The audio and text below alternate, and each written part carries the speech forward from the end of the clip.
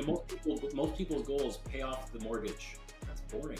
Like, it's important, but it doesn't get you out of bed. Like, if you set a sexy goal, like, buy that Lamborghini or whatever, it's not about the car. It's about who you're becoming on the path to achieving that goal. Welcome back to the Full Out Real Estate Agent. I'm your host, Mark Faris. Today we are speaking with DK. He's a team leader of the Agent DK team.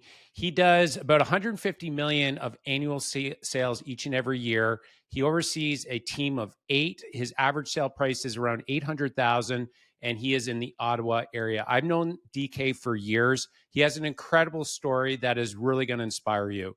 DK, welcome to the show. Thanks for having me. This is exciting. It's good to see you again. And I just want to start off by telling all of your followers that Mark's people told me not to move. And for anyone that knows me, they know that's very challenging. So I will do my best, Mark, to not move and just, make eye contact with you. Well, we'll give you special privileges here. You can kind of move around a little bit there. We'll give you a little bit of leeway there, but we run a tight ship. So thanks for following.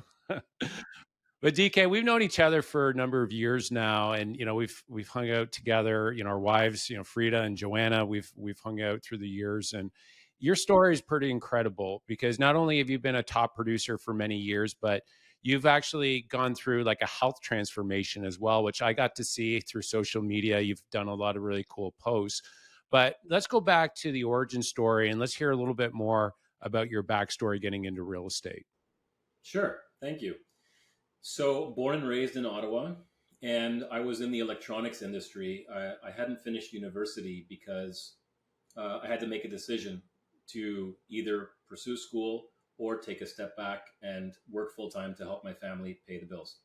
And my mother was a waitress, my dad was a chef, so they had a humble income.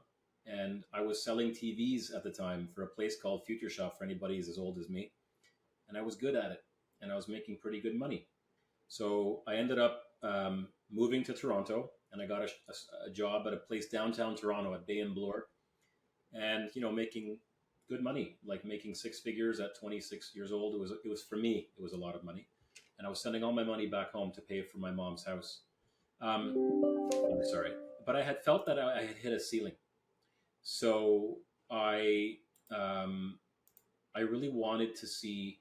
I guess because I hadn't finished university, the thought was always in my mind of what was my potential, what could I actually achieve if after I had taken care of my family and I satisfied that obligation, I felt like I had more in me. And in retail, there was a glass ceiling, and I knew in real estate there was no ceiling. So I took my courses at night.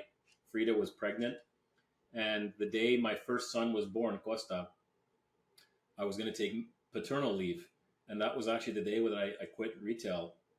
Burned the boats, man. I burned the ships, and it was December. For anybody that knows retail, you make all your money Boxing Week, and I didn't know anybody. I was from Ottawa. I didn't have any database. I would door knock, cold call.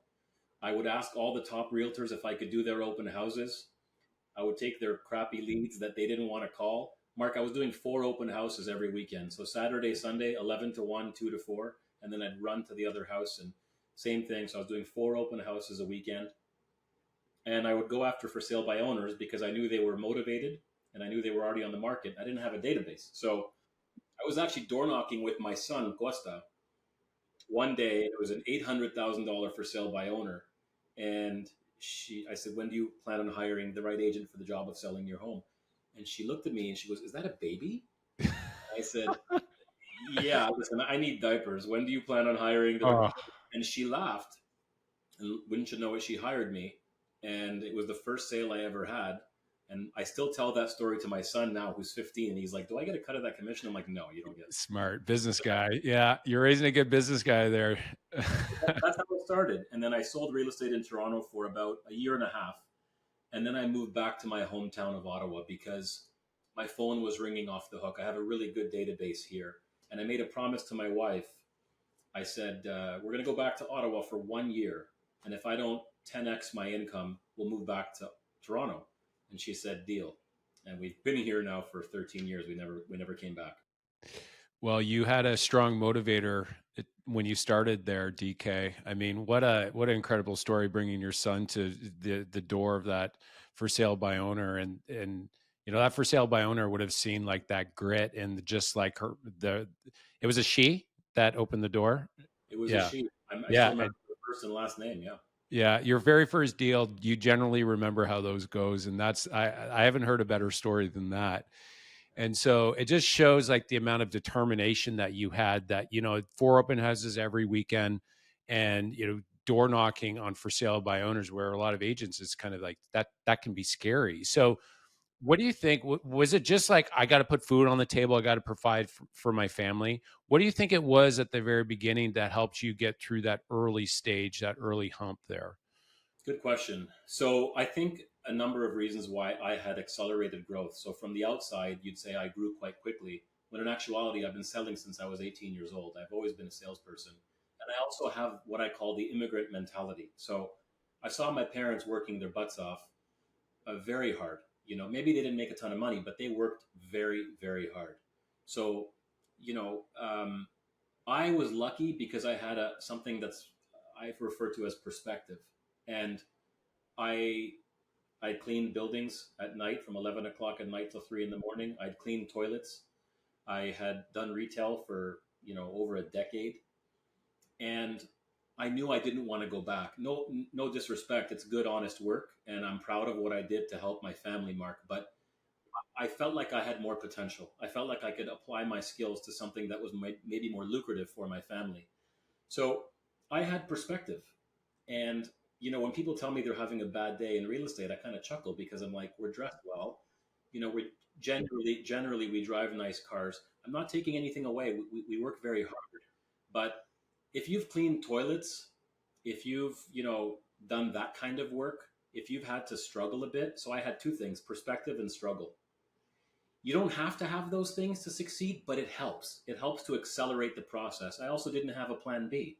So what did I know? We had my mom. My parents had separated. My dad was in a nursing home.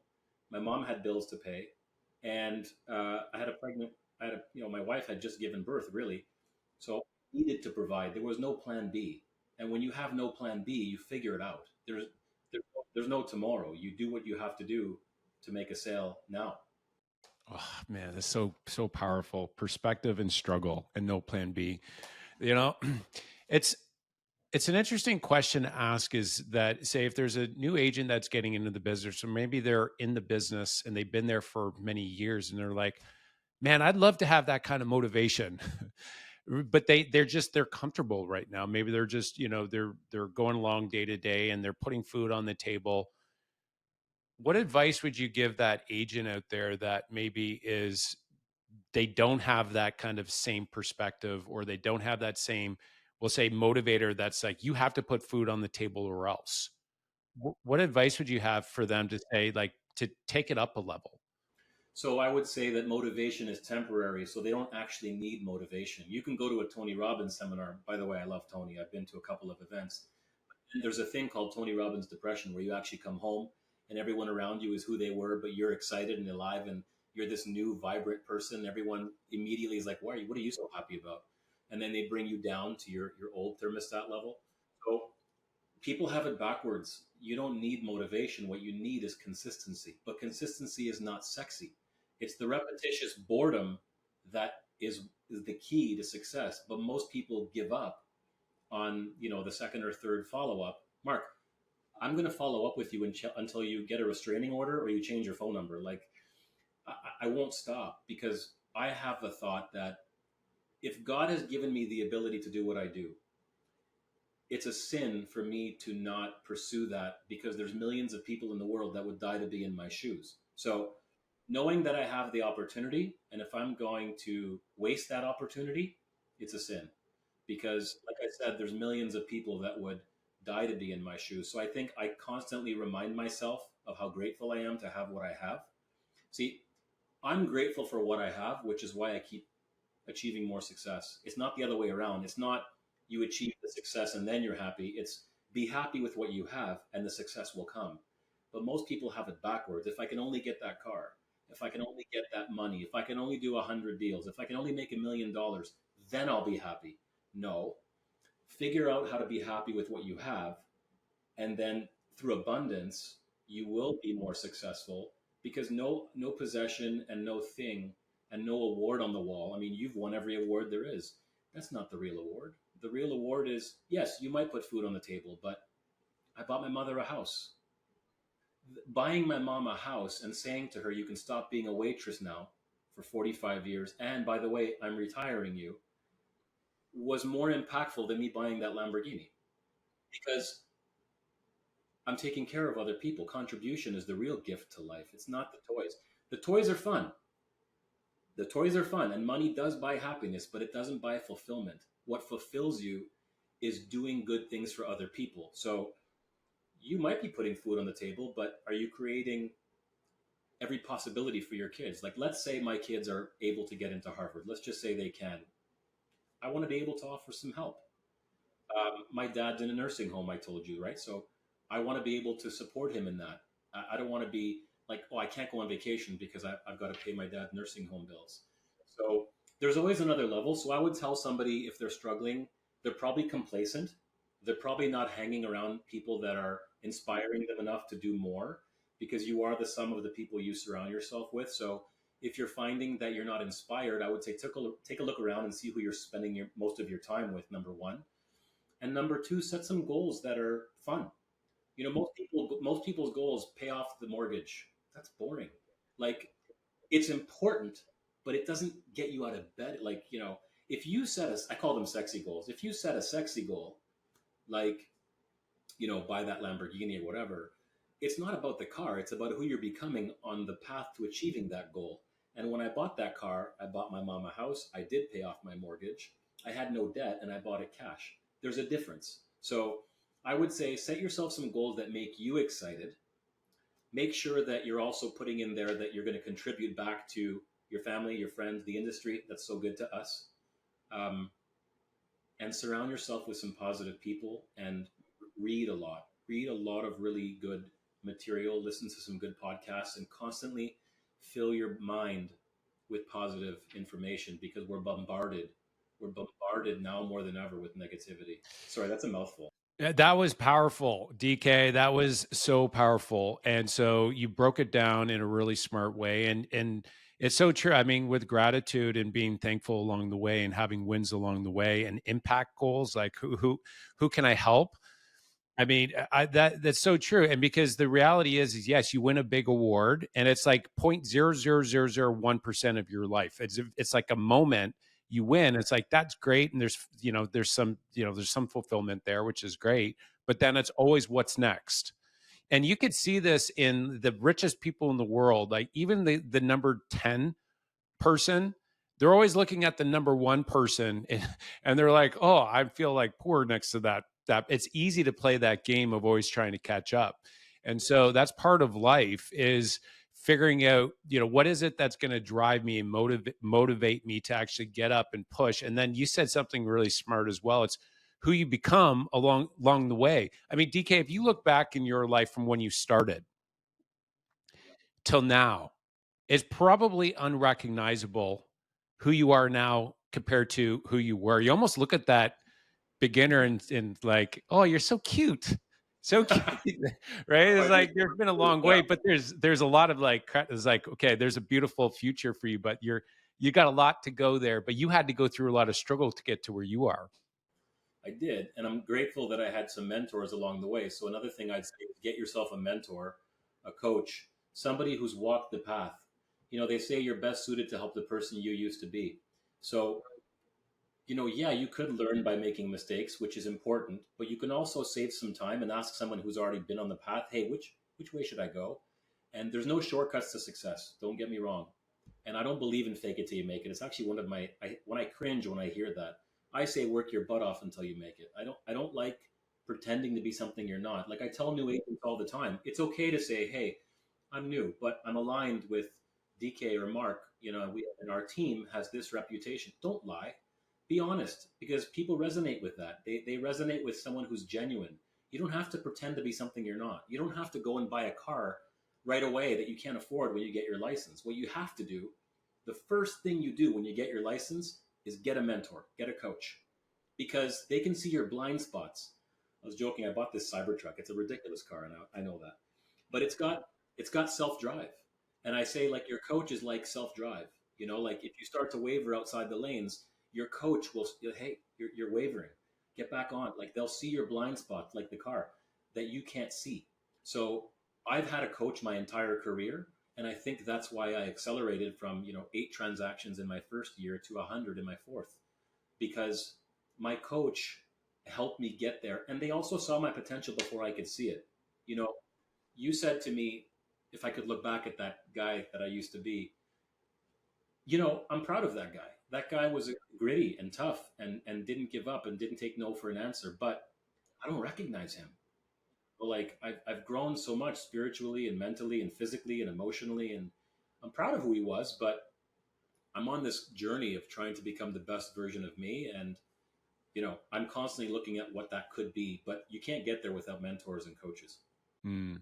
Well, and that's one of the powers of coming on to powerful things about coming on a say a team like your own, where it's like you've been down that road and you can be that mentor for somebody. And so yes, there's coaches out there that's what they do like full time in regards to like one on one. But like today, I would say it's definitely harder today than when I started back in 2007 to be able to crack into the market. I mean, the more agents, there's more competition. Average sale price is higher, so that each commission is worth more.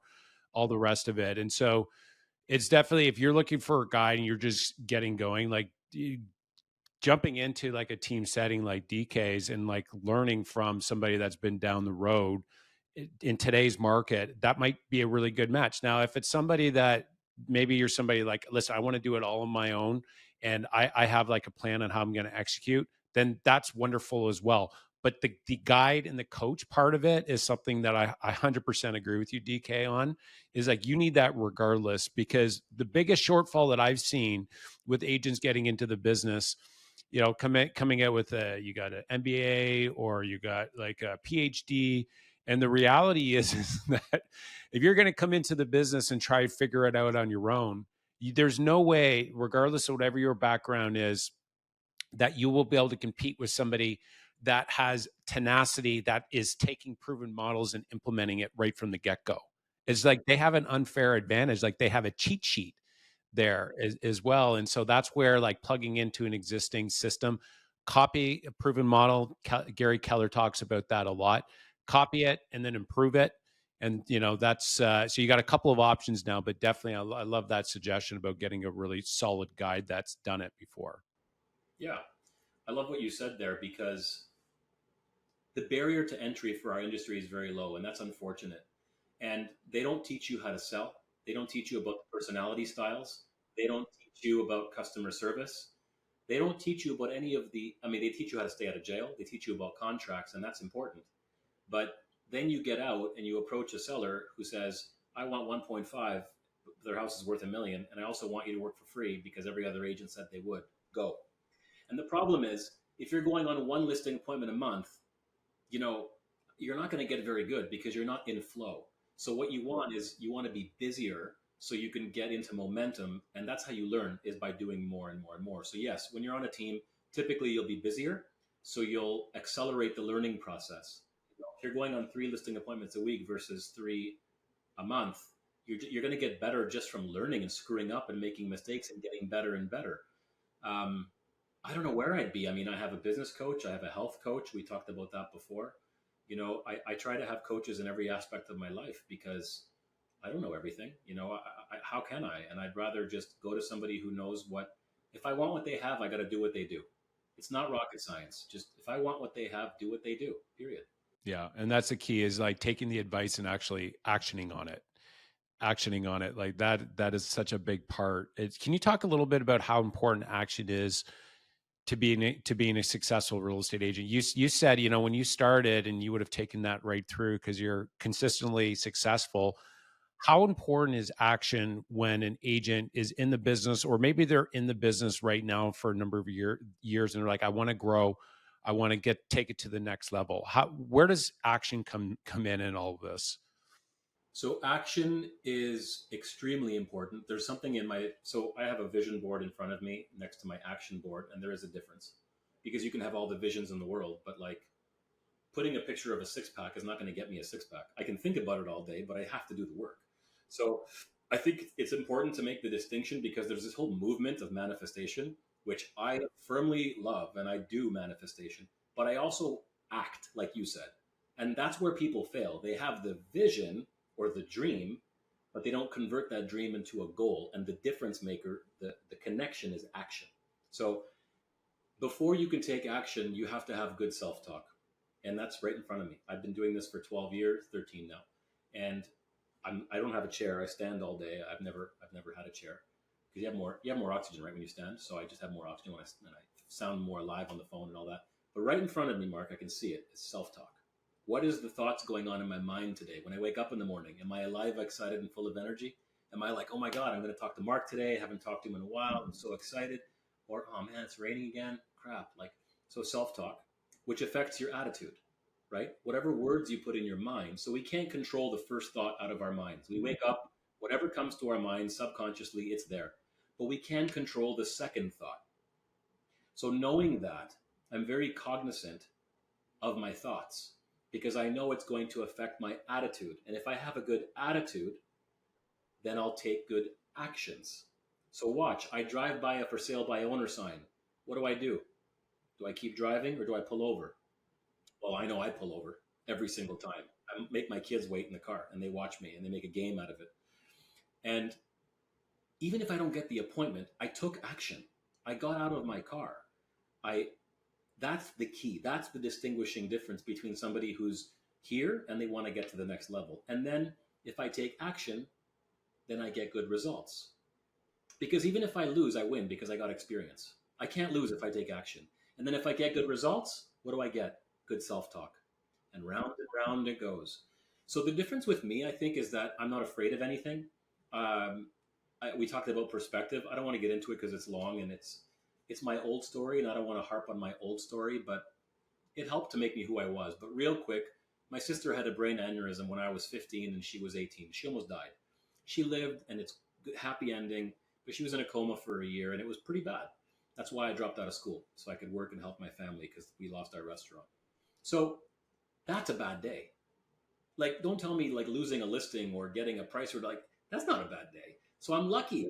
I'm lucky that I've experienced these difficult, real things, real hard times, because that's my perspective. That's my bottom. So everything is amazing after you've been through something like that. And you always have that as perspective. So I'm lucky and I'm grateful to have been through some difficult times, because when you experience struggle, then you can truly appreciate the rewards. So I would say the difference with me after that experience was I'm not afraid of anything. My first real estate conference I ever went to, most people, what do? They sit at the back. I sat in the front row. And this, I won't mention the name because it's not a plug for this company, but this person said, if you do exactly what I say, you'll make $1 million in the next 3 to 5 years. But most people won't do exactly what I say. And I said, I like this guy. He's not full of crap. Like, a lot of the coaches at the time were saying 90 days to greatness and like blue pill and all this stuff. Whereas this guy was like, no, it's going to be 7 days a week for the first 2, 3 years. If you want that, not everybody wants that, and that's okay. But if you truly want to make this expansive growth, these quantum leaps, do this and you'll achieve this. I'm like, that's my guy. And at this point in my career, I was struggling, selling 8 homes a year. I hadn't really given it my all. I wasn't really putting it all in. Like, I was kind of half in, half. I was doing retail, half in, half out. I said, that's it. I'm done. I'm going to go all in. And if this doesn't pan out, then I'll go back to retail. So I signed up for coaching, and I spent $1,000 a month on myself with my line of credit. That's taking action. That's investing in me, because I knew that an investment in me is the best investment I could make. And that's when my incomes, tripled that year, because I got serious. I had skin in the game. You see, that's the difference. So I don't know where you want to go with that, but yeah, listen, that in the story, the perspective, we keep coming back to that. And, it's an interesting thing to think about. It's like, if you go and knock on a door, so for perspective, you go knock on 100 for sale by owner doors. On average, how many appointments would you get on average? Well, now it's much higher. My conversion rate is not what it used to be. In the past, if I knocked on 100, I'd get one. Yes. And I was okay with that. Yes. And I was happy. Like if I knocked on 99 doors and I got told no 99 Yeah. times, it was part of the plan. Like Yeah. the rejection is part of the plan. Yeah. Whereas most people get discouraged. I'm like, amazing, one more and I'm going to get One it. more. Yeah.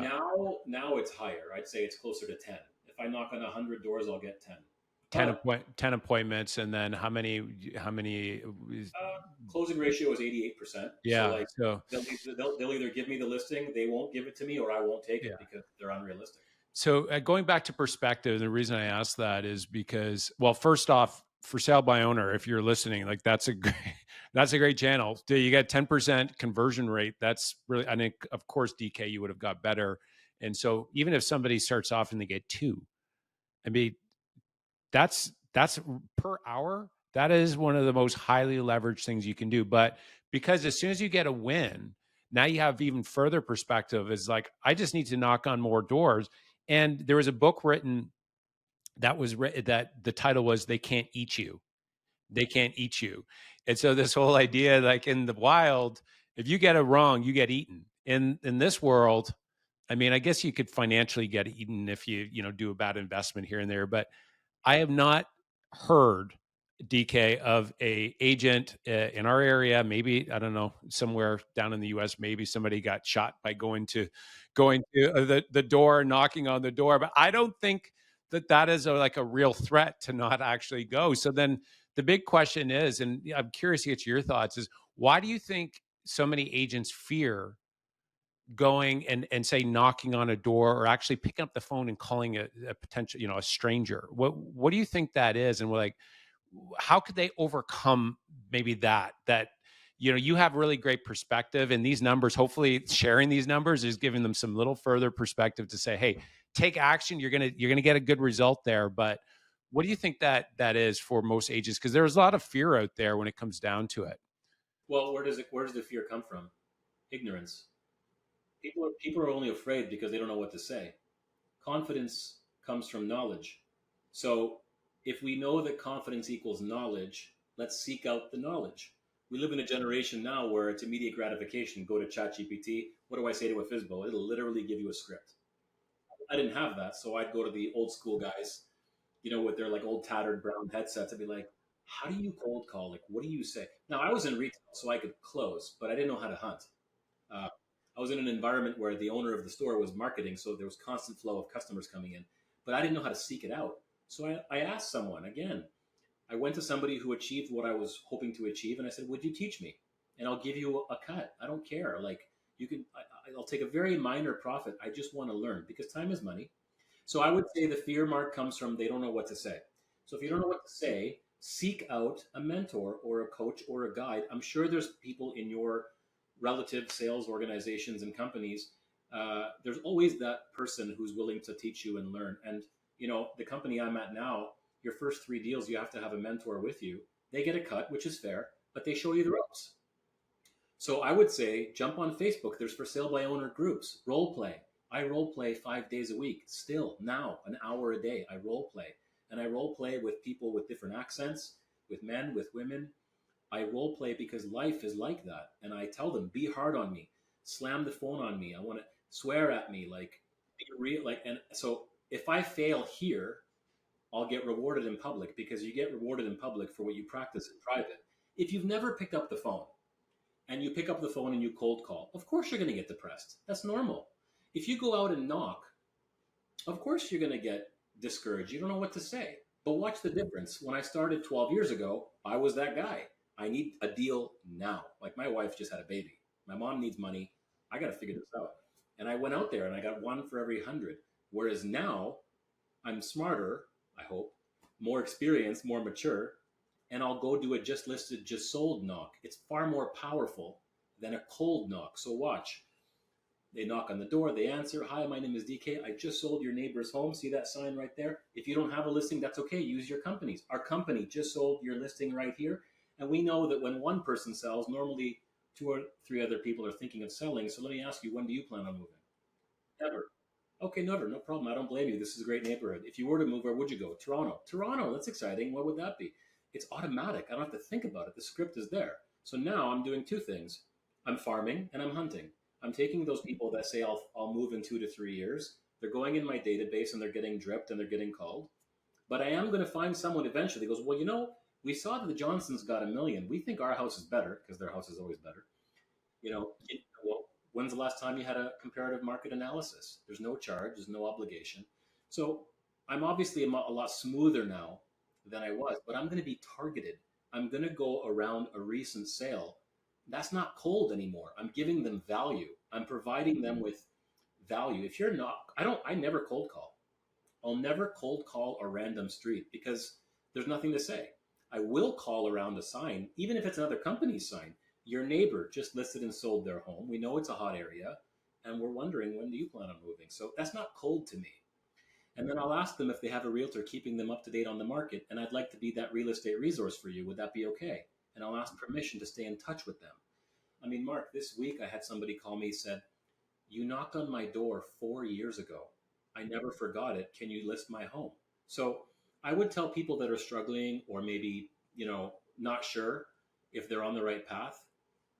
It's the accumulation effect of a lot of little things. Don't give up, because eventually it does kick in. It does work. You just have to stick to it and stay consistent and stay positive. Just a bunch of golden nuggets there that you dropped, and I'm just going to add one more if I could. So when you speak to a for sale by owner, what would be kind of a typical script that you'd have? Is like, there's agents like, what do I say? Well, take your advice, go to ChatGPT and type it in, get a guide. But through the years, what would be kind of the thing that you'd say to be able to take that conversation to the next level? I would say when I first started, I was a little bit more aggressive because I didn't really know what to say. Yeah. And I was so excited. So I think my enthusiasm got me in the door quite a bit because I was just so excited. Hey, yeah. I'm just canvassing the area.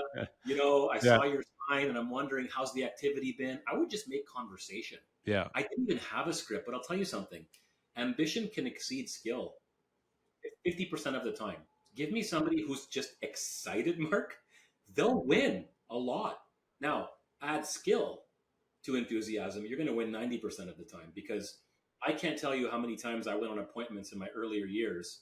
I didn't know what I was talking about. Because I was happy and excited for the opportunity, they just liked my energy. So I would just ask them how the activity was, if they've had any offers yet, if they've ever considered hiring or interviewing an agent, if they have interviewed agents yet, and if they'd be open to the possibility of having a professional opinion from somebody who does this for a living. And I would say it's free. There's no obligation. And it only takes 20 minutes. At the end of the meeting, at least you'll have another professional opinion about the value of your home. I might have a buyer for you, but if this doesn't pan out, I'd love the opportunity for you to call me in 2-3 weeks when you're ready. And a lot of times they'd call me and say, you know what, you weren't aggressive. You weren't mean, because a lot of other agents will tell you, you're never going to sell this house without me. That wasn't me.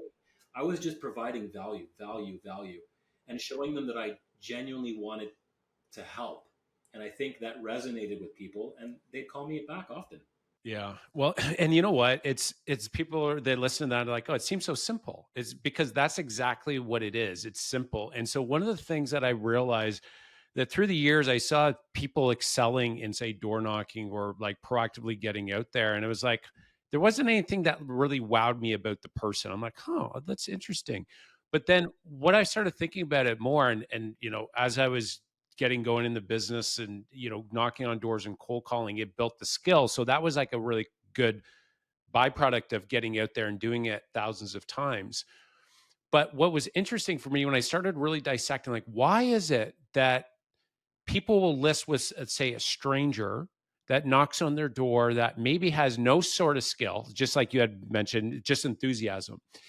And what it came down to is I put myself, okay, if I'm a seller and I'm looking to sell and I don't know anybody in an area, or maybe I do, but I don't want to work with them, and somebody presents themselves to you, they become the convenient option. They become the easy button for them. And I'm thinking, it's just like, I don't know if that resonates with you, DK, but it was like this aha moment. I'm like, huh. Because we spend a lot on billboards, we spend a lot on, on PPC side of it as well. But presenting yourself and being the easy, convenient option is something that gives you a major competitive advantage because people like convenient. So, 100, you're 100% right. Now, listen, I truly believe that everybody on this planet has a superpower. I just feel like not everyone knows what it is. Mm. I'm lucky.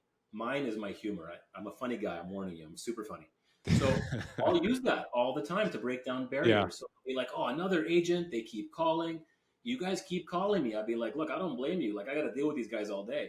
Would you like the calls to stop? I can Yeah. help you make those calls stop right now. And like you, I'd make them giggle. I'd say, look, let's just get serious for a second here. Is money important to you? And then I'd ask them a question, right? Because the person in control is the person asking the question. Is money important to you? Yes. Okay. Yeah. If I could prove to you that by meeting with me for 20 minutes, that I could put more money in your pocket, even after paying me, and I could have the phone stop ringing and have all these agents stop calling you, would you at least take 20 minutes to meet with me? And again, it's free, no obligation. Why wouldn't you take that opportunity? Money is important to you, right? Yeah. Okay, how about now? And I was ready, man. I had a contract in my briefcase. And another thing, Yeah. I was in a suit. So I'm weird. I wear a suit all the time to the point where it's kind of odd for Ottawa. Not a lot of people wear suits. And knowing that my skill wasn't where it should be, I wanted to look the part. I wanted to be the best dressed agent. So because I knew when they opened that door, fair or not, they are deciding if they're working with you in the first 5 seconds. Now, if you open your mouth and nothing but stupidity comes out, they're not hiring you. But if you're on time, and by on time I mean 15 minutes early, if you're dressed well, if you're professional, and you have a big smile and a good handshake, you're getting the job because most people are late, not professional, they're not dressed well, and all of the, like I said, the accumulation effect. But you said something else that I want to comment on. And I'm not taking notes because I don't want to get in trouble from your people. Because then I'd move. You said it's simple. So real estate is very simple. It's just not easy. And the distinction is it's not easy because if you get rejected 100 times, you're probably going to stop because most people need that gratification pretty quickly. And I know that second place doesn't get you anything in real estate. I mean, you either get the listing or you don't. So I made it my life's goal to become a very strong listing agent. I mean, my closing ratio was 65, 70% for most of my career. And then one day I said to my coach, how do I get it to 80 or 90? And she said, do you know the listing presentation off by heart? I said, no. She said, well, why don't you write it out for 30 days straight? And every day you miss it, you have to give your accountability group $1,000. I said, oh, okay, but I'm going to Greece next week for a month. She's like, so how about I tell you, I'm in Greece on a bus shaking, writing the listing presentation every single day for 30 days straight. Like I was, Bart Simpson, like writing on the chalkboard. Yeah. But guess what? My closing ratio went to 91% because I internalized the script. So when you internalize a script, it's no longer a script. It's yours. It's your words because you're speaking with your, the way you deliver a message. Most agents don't want to be scripted because they think it's canned presentation. It's not professional. The highest paid people in the world are scripted. Actors, these guys get paid $40-50 million for a movie portraying someone else. Now, be you, be genuine. Yeah. But if you know that it's a professionally written script written by a professional salesperson with years of experience, if it works, why wouldn't you use that? What do most agents do? I'll wing it. Yeah. Well, then you're going to wing your success. Why would you leave your career up to chance when you know that a scripted salesperson is going to be far more professional? The difference is that the really good salespeople don't sound scripted, but they are. So. Oh, there's just so much wisdom in what you said there, and I 1,000% agree. If you're going to do something over and over and over, is that repeatability creates scalability and allows you to really tune in and listen to who you're actually meeting. Yeah. And so if you're winging it, you're thinking about what to say. But if you have it scripted, and I'm going to build on what you're saying about the most successful people in the world are scripted. And so Braveheart's one of my favorite movies.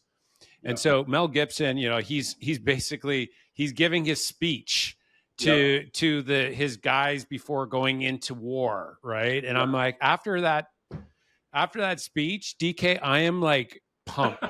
I'm like, let's go sell some houses. Let's go buy some real estate. Yeah, let's do it. And so it's a rallying the troops. One thing that I thought, it was like dawned on me, I'm like, that was scripted. That was scripted. That whole speech was scripted, but it was like, that was him. that was his DNA. And so one of the things that I think a lot of agents is like, I don't do scripts, or I don't do it. It's not me, and it's scripty, and I just don't like it. I hate cold call when people are following a script. I 100% agree with everything about that. But Yeah.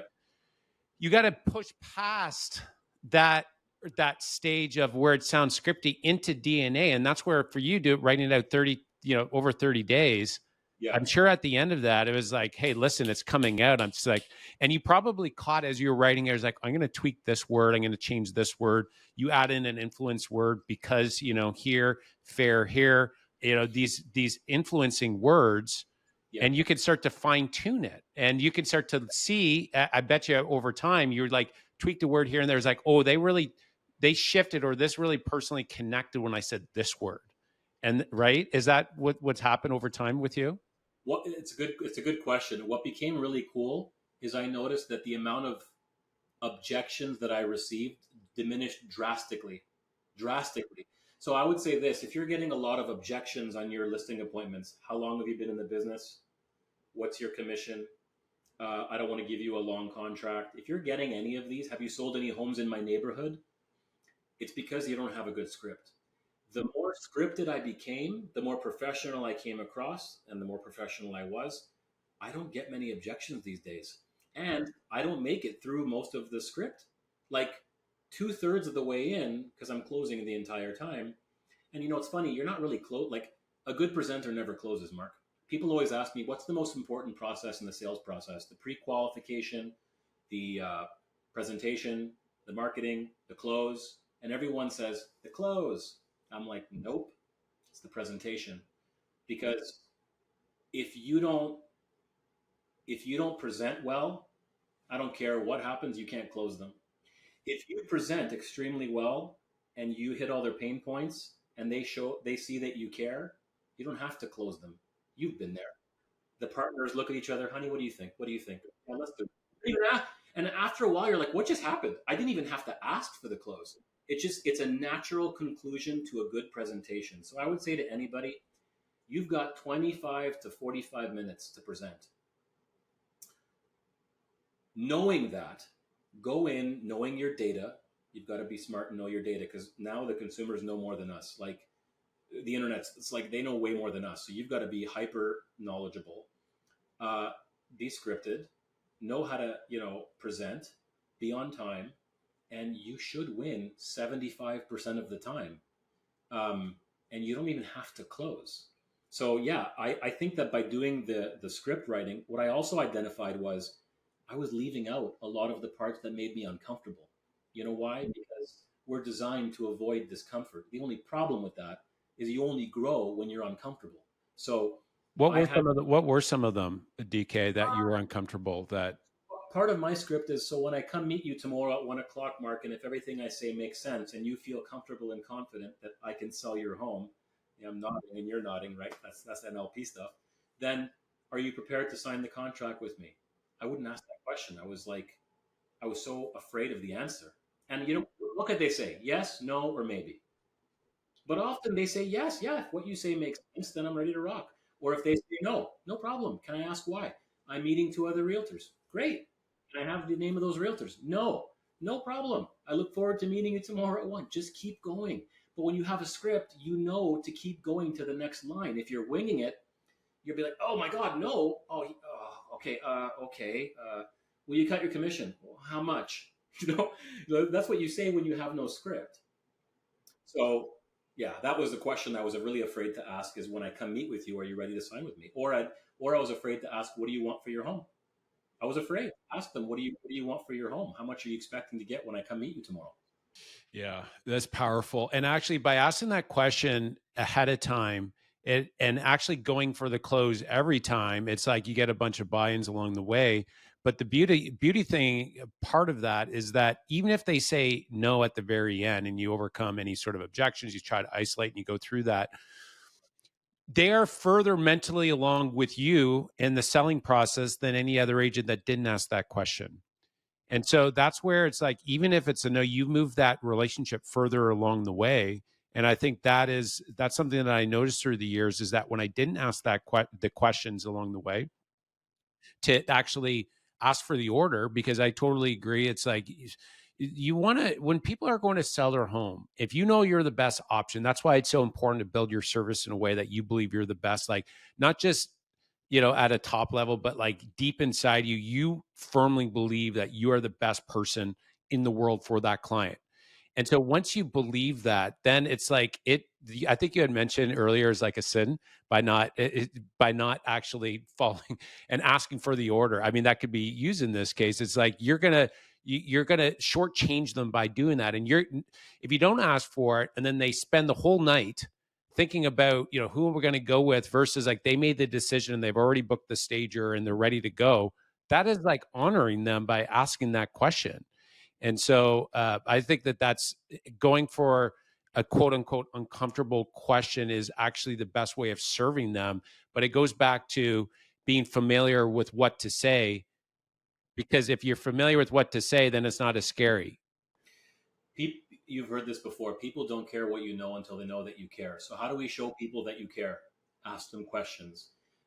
There's a saying, MMFI. Always remember when you're talking to everybody, those letters are etched across their forehead. Make me feel important. So I think another one of my secret weapons is I ask a lot of questions. I'm very inquisitive. And I'm going to drop a bomb on a lot of your followers that might be newer in the business or maybe older that might have some bad habits. See, I'm very lucky because I didn't start with bad habits. I got a coach right away. So I'm lucky in that sense. The real presentation, Mark, is not when you show up at the home. The real listing presentation is the pre-qualification. And the strength of your pre-qualification will determine if you're getting the listing or not, at least in my opinion, because I get so much information out of the person. And often they'll be like, wow, you're asking a lot of questions. And I'll say, well, the more I know about you, the better I can serve you. Let me ask you a question. Before you see a doctor, don't they make you fill out a questionnaire? Well, that's exactly what I'm doing. Before I can prescribe the medication, I've got to ask you some questions. Does that make sense? Like when you go to the mechanic, you say, hey, fix my car. What's the mechanic going to say? Well, hold on. How many kilometers do you have? What kind of noise is it making? So the more questions I ask you, the better I can serve you. I have a few more questions. Is that okay? And they're like, yeah, okay. As long as it's not interrogational, it's conversational. So that's the real power is the prequal. And I go deep, man. I And get a is lot that of on the pre-call, or do you do that in person? pre. So The my listing pre-call. process is one step. So we pre-qualify, we drop off a package before they meet, we call back to confirm, and we show up and 81, my team is 81%, I'm 88%. We get the appointment on the first visit because we've already touched them 6 times before. The pre-qual, they're getting videos, they're getting so many touches. So the familiarity is already there. I don't have to, in general, I don't have to go back twice. I mean, you might not get a second chance. Now, if it's an old, unique home, farm home, of course, you might have to go twice. But if it's like cookie cutter, after a while, it becomes second nature. There's only so many differences a 3-bed, 2.5 bath, in a cookie cutter neighborhood can have. So, no, yeah. Powerful stuff. And just for the listeners out there, like taking action on this is mastery. This is, if you really want to become a pro, this is the kind of stuff that will help you take it to the next level. Now, DK, we talked a few different channels in regards to lead generation in today's market. Is there anything else you'd recommend that's working really well to be able to generate business for real estate agents across North America? That's a good question. So I just, I go to a lot of events. I try to go to 4 to 5 events a year. Most of them are American because the coaching company that I'm with is American. So I get a lot of different perspectives from agents in New York, Chicago, LA. And it's the same. I can tell you guys something. It's the same thing across North America. It's not different. Everyone thinks that their problem is unique to them and you don't understand my market. Yes, I do. Okay. So it's the same thing everywhere. I don't care if you're doing luxury or condos or whatever. Talk to people. I mean, our goal is we have a team goal, but I have a personal goal. And my personal goal is to talk to 25 people a day about real estate. Part of those are past clients, part of those are new people. So I would say the only way you're going to achieve your goals is not by doing reels, not by going on TikTok. This is going to piss off a lot of people, and I'm sorry. But that's not my intention. This is truth, guys. This is coming from a pro here. It's not my Yeah. intention. I think Yeah. that stuff is fun and stuff, but it's one-sided. You need conversations, 2 ways. Can you get business from social media or marketing? Yes. Is it duplicatable and predictable? No.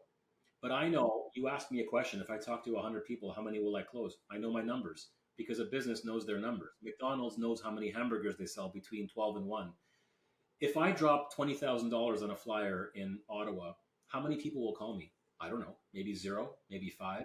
So, but I do know if I go out there and have conversations around a just listed or just sold or a for sale by owner, my chances are exponentially higher. So I'm old school, so maybe you're asking the wrong guy, but I don't have a big budget. In 12 years, I've done 4 flyers. I don't advertise. We don't do PPC. I'm old school. So we do just listed, just sold. When we do an open house, we knock on the neighborhood and invite the neighbors. That gets us a lot of business. Like, whereas a lot of sellers, I don't want my neighbors coming in. We're like the opposite. No, no, we're going to tell your neighbors they can choose their neighbor. Like, Yeah, this is great. Let's get exactly. them in. Let's just get them in 1:30 to 2, so they're out of the way, and then we go 2 to 4. We can focus on the real. So, like, Yeah. it's all perspective. So I would say get out there, talk to at least 20. If you're new, I was talking to 50 people a day for about 6 years. If you're new, that's the number: 50 people a day for a good 2 to 3 years. If you say, DK, where am I going to find 50 people? There's people. I proved it to my team one day. I went to Kijiji and I called a renter. I said, hi, is the place still for rent? He said, yes. I said, great. I'm actually a realtor. Would you consider selling your property for the right price? He's like, oh, yes. Every landlord says yes. Now, sometimes their price is out to lunch, but it doesn't matter. You're having conversations. Well, since I have you on the phone, Mark, do you own any other properties that you're maybe thinking of selling? I can't tell you how much business I got from that. What did it cost me? Nothing. So when you go pump gas, I used to do this. This is real. I would put $5 and I would go into the gas station and give my business card to the attendant, then go to the next gas station and put $5 because I had to make 50 contacts. Oh man, that's so beautiful. And it's beautiful, but the cool thing that I like about it is a couple things. First, you're building your skill set, having more conversations. If you have more conversations, you will get better at speaking with people. So you're developing your skill. The other thing is that you are the convenient option. And so you're the convenient option. It's like, yeah, you know what? I've been thinking about it and I don't really know anybody, So, okay, well, it won't hurt. Just come over. And then that's where your presentation comes in. When you're having conversations, you're not trying to sell them on you as buy a house or sell a house. Like, easy there. We're not getting married here. All we're going to do is, hey, the next step, bring them to the next room over. That's the appointment room, and say, hey, listen, like, sitting down and having a coffee, is that something that would be interesting to you to go over not only the sale price of your house, but we can go over all the expenses. We can go do a full net breakdown and we can show you how much you'll put in your pocket. Is that something you'd be interested in? A coffee is okay. That's okay. That's something I can agree to. Like, we don't need to get married yet. And will you buy a house with me? That's not the conversation. So the last part I'm going to say here, DK, on the genius of what you did is that I really believe that the number one challenge for real estate agents out there is complexity in today's market. Complexity is that agents are overwhelmed with so many different things to do. They're overwhelmed with information and data and negativity, you said earlier as well. And I should do this or I shouldn't do this, or there's a million scripts. Like, we have so much information. And so complexity. And so why I love what you just said there, DK, is because it's a numbers game. It's simple, just conversations. You need to make a game out of this. And so that it's simplicity will smoke complexity all day long. You can definitely get analysis paralysis and get crippled by people get so focused on the how when the how doesn't matter. As long as I know everyone talks about their why, but, and I do think it's important, but it's true. Like, as long as you have a purpose, you'll figure it out. And this is the thing, most people are afraid to make mistakes because they don't want to look silly, but that's how you learn and grow. And while you're afraid of being perfect, I'm out there screwing up, tripping, getting bitten by dogs, cutting open my hand on a mailbox, freezing my butt off, not door knocking in 40 below. I'm out there grinding, and while I'm doing that, I'm getting better and better because I'm growing a thick skin. I'm learning what to say, what not to say. Well, you're sitting here trying to be perfect for that 30-second reel, and then you post it and you've got 400 followers and you're waiting for the phone to ring. That's not how it works. So I think if people have it backwards, I think the social media and all the marketing helps to facilitate a reputation that's already solidified, but it doesn't help to build one. The best way to build a career is sold signs. And the best way to do that is talk to people, old school, man. Yeah, get in front of people, talk to people, solve their problems. Such a powerful conversation, DK. There's so much, there's so many gold nuggets in that. Changing gears a bit before you get into a rapid fire, investing. So what investing advice, there's so many options out there for people to, real estate agents, they start making money to invest. What advice would you give to a real estate agent, or maybe what advice are you giving your clients in today's market when it comes down to, investing and, potentially getting into real estate? Good question. For real estates, I said it before, invest in yourself. Before you buy a car, before you buy a nice watch, before you buy anything, even a website, invest in yourself by getting yourself a mentor or a coach. You got to pay to play. If you want to learn, pay someone for their time, because nobody should work for free, and get someone to help you. That's the first thing. Invest in yourself. Second thing, invest in your, how you do anything is how you do everything. So invest in your appearance. You don't have to go to Holt Renfrew or, whatever. Go to Winners and get a suit. But I don't care where it's from. It's not the suit that makes the person. It's the person that makes the suit. But I always call it my Superman suit, like where the bullets bounce off of me. And when I put it on, I walk differently. I talk differently. It puts me into a different character. It puts me into like DK. So I truly believe that you have to have that power suit, whether you're a man or a woman, that makes you feel like Superman or Wonder Woman, that makes you stand taller and look more professional. And it's your power suit, and it's go time. When you put it on, you get more, like, you get into flow. So I would say invest in yourself, invest in how you look, what you say, how you say it. Um, and then I would say become your best customer. Once you have enough equity, you should be buying at least one property a year. I had one guy, he's no longer, he left the industry, but when I hired him, he was 21. I said, if you don't buy a house next year, I'm firing you. And guess what? He did. He did. And that kid has $300,000 in equity. He bought a house at 22, because I bought a house when I was 21. When my parents separated, I bought a house to take care of my mom and my sister. And that house I paid 200, now it's worth 7, and I've refied it 3 times and bought 3 other homes. So I would say it's like legal insider trading. Take your commission, put it towards the down payment, and you should be your best customer, because A, it makes you a better realtor. It makes you a better, you're creating abundance for you and your family, and you're creating a nest egg, because a lot of people are not great with money management as realtors. So this will help you. And it makes you a better agent working with, investor clients. With investor clients, uh, it's a different approach, right? It depends on the client. I'm at a point now where most of my clients are looking for multifamily. Um, so I'm always suggesting that people don't necessarily look at the numbers. You've got to look at, because the numbers can be fudged. The numbers might be like based on old legacy rents. It's more so like, where can this property be? What are your goals? So where do you want to be? Do you see yourself holding on to this building for 10, 15, 20 years, or is it a shorter investment term? If it's a longer play, which normally it is in a city like Ottawa, then there's always opportunities. You just have to sit down your client and find out what their goals are, because everyone's goals are different, right? We just sold one so I had a client that said to me he had a $5 million budget. And he said, I've seen everything on MLS. Mark, I posted on Facebook, the real estate agent Facebook group. Hey, I got an investor. His budget is, 3 to 5 mil. If you have anything off market, let me know. A week and a half later, I get a phone call from somebody, and he says, somebody shared your post with me. I'm the owner of a building.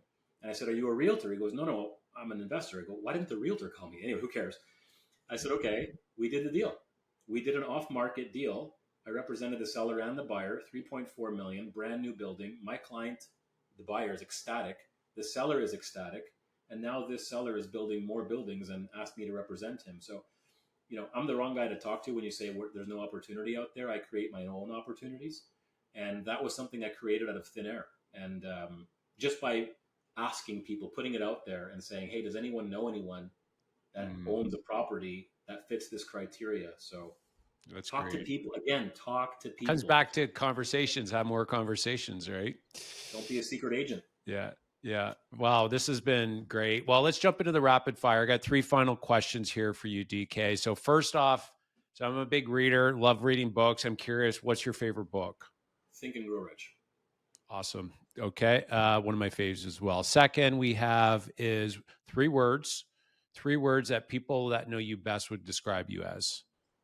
Funny, handsome. No, I'm kidding.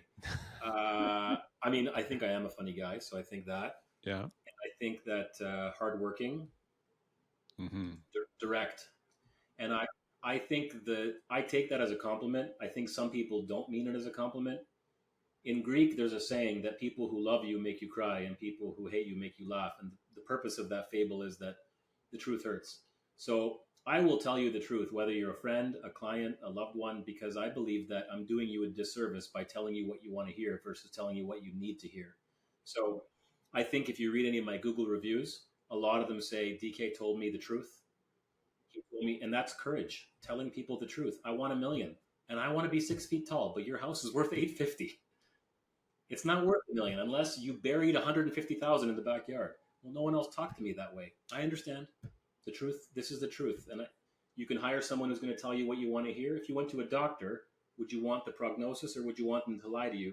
So I believe that the truth is important, but I think a lot of people lack the courage to speak the truth. So I would say honest, funny, and hardworking. Yeah, well, and that's where I think with the honest part of it, why you can be so effective at it is because you have mastered the rapport building game. You have empathy and you know how to communicate effectively. So you build a relationship first rather than just going for the throat. And when you do it, it comes across as you genuinely do care about me. You know what's best for me versus like, I'm just going to come down with the hammer. So that's a very effective and a serving thing to do is to be able to tell people the truth, but you have the skill set as well. I'm going to add that in there is, is the fact that you know how to build rapport and to show people because you generally do love people. It's pretty clear to me is what I see. And through what, you know, the years that we've met, that we've known each other, where that can be extremely effective. So I'm going to add that to the mix. Can I add one thing? Yeah. Shoot. I think being unattached to the outcome is the key. And I Mm. think a lot of people are attached to the outcome, and that's why they give up or they get discouraged because they're attached to the outcome. We call it commission breath, we call it so many things, but if you're genuinely there to help, regardless, you can't be attached to the outcome ever. And if you're unattached to the outcome, you're free because you don't need that sale. There's a difference with wanting to help someone and needing a sale. And the public can feel that. So I'm unattached to the outcome. You know, I'm driven. I want to help you. But if I don't get the job, that's okay. It wasn't meant to be. Maybe another salesman needed that sale more than me. You know, that's okay. I'm completely unattached to the outcome. And because of that, I'm truly free. Nobody has control over me. You know, does that make sense? Yeah, Like it I'm not. does. It does in a big way, and I think that's where your conversations. That seems to be like the theme here. If you have more of those, you get more opportunities where you're not waiting. That you know this is the only opportunity this month that I'm going to have. Where it's like I need this, but if you have a whole slew of opportunities that are just behind that, it doesn't sting as much. And so going back to just having more conversations with potential buyers and sellers solves a lot. It solves a lot. It's as simple as you had said earlier, but not easy to do on a consistent basis. I'm also going to say real quick to your, no, money is one metric of success. And a couple of years ago, I had the best financial year of my life, but I was really out of shape. We talked about that. And then I got into really good shape. And that was a big game changer for me. So make sure you take care of yourself, eat right, get lots of sleep, and make sure that you're putting yourself first, which is counterintuitive if you're a people pleaser and you're someone who loves to say yes to family and friends and loved ones. But if you're pouring from an empty cup, you're no good to anybody. So I got into really, I got serious about getting into good physical shape. And I got serious about putting good thoughts into my mind and reading good books and hanging around good people. And it's had a profound impact on my spirit, on my life, on everything. So, and then it's really exciting because then the business really, the floodgates open because you're in such a good place. So I would say that's really important. Yeah, that's powerful. DK, powerful conversation with you. I know there are a lot of gold nuggets there for the listeners. If they want to reach out to you, maybe they want to refer business to the Ottawa area, or maybe, you know, they're in your area and they're looking for a strong team leader. What's the best way they can reach out to you? Instagram, my handle is Agent DK. Our website, agentdk.com. Those are the best ways to reach us. And whether you're a newer agent or a seasoned agent and you want some tips, call me. Or, yeah, if someone's looking to send us a referral, we'll take care of them like they're your family. Amazing. DK, I really appreciate you coming on the show. Awesome job. Thanks for having me, buddy. Good to see you. All right, guys. Well, thanks for listening to the show. If you liked it, go ahead and share and subscribe to the channel where we are building a community of full-out real estate agents. And if you are looking for real estate, you can't find any good deals out there, go to fulloutinvesting.com and you can see our 10-step full-out investing process. We're buying apartments down at South, and you will be able to see a sample deal on there as well, fulloutinvesting.com. I love you guys, and keep on going full out.